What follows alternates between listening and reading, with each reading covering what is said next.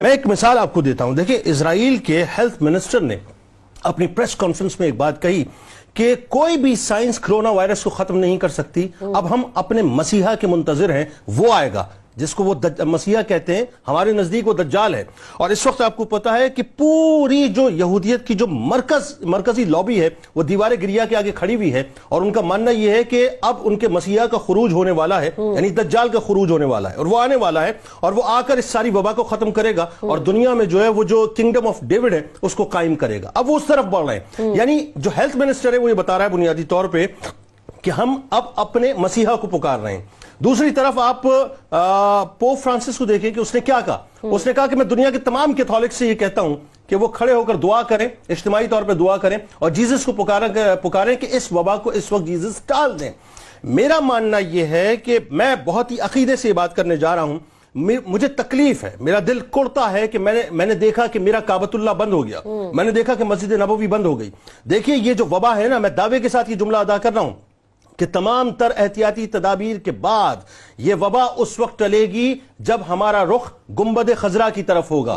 یاد رکھیے گا کہ آنے والی مسلمانوں پر تمام افتاد, تاریخ گواہ ہے, کبھی بھی مسجد نبوی کو بند کرنے سے نہیں بلکہ مسجد نبوی کے گنبد کے روشن دان کو کھولنے سے حل ہوئی ہیں.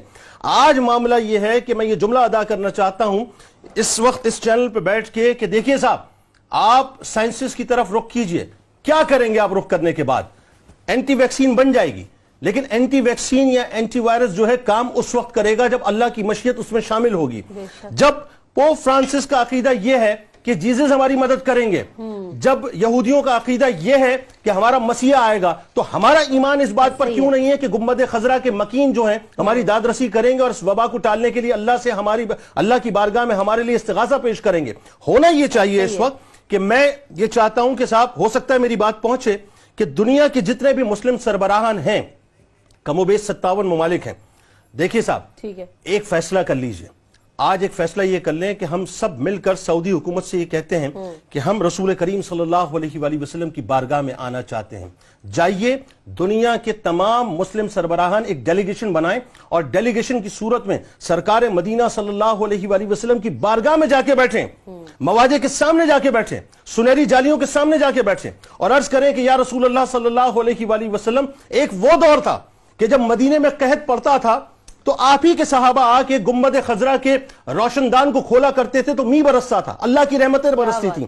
آپ اللہ کے محبوب ہیں, آپ اللہ کے پیارے ہیں, یہ کائنات آپ کے لیے بنائی گئی ہے. ہم نے اپنے گناہوں کے بوجھ کو اپنے کاندھوں پر لاد کے آج یہ فیصلہ کر لیا کہ آپ کی بارگاہ میں آ جائیں. ہم آ گئے آپ کی بارگاہ میں, اپنے ہتھیاروں کو سرنڈر کر دیا, اپنی سائنس کو سرنڈر کر دیا, اپنی ٹیکنالوجی کو سرنڈر کر دیا, اپنی طاقتوں کو سرنڈر کر دیا, اپنی پگڑیوں کو آپ کی بارگاہ میں رکھ دیا, اپنی حکومتوں کو بارگاہ میں رکھ دیا. یا رسول اللہ, مسلمانوں پر بھی کرم فرما دیجئے, اور دنیا میں جہاں جہاں آپ کے امتی بستے ہیں سب پر اپنا کرم فرما دیجئے. میرا خیال ہے کہ دنیا کو ایک پیغام جانا چاہیے کہ ہم مسلمان ایمانی طور پہ اتنے کمزور نہیں ہیں کہ ایک نہ نظر آنے والے وائرس سے ڈر جائیں. ہمارا عقیدہ کل بھی گنبد خضرا تھا, ہمارا عقیدہ کل بھی خانہ کعبہ تھا, ہمارا عقیدہ آج بھی اللہ ہے, ہمارا عقیدہ آج بھی رسول کریم صلی اللہ علیہ وآلہ وسلم کی ذات اقدس.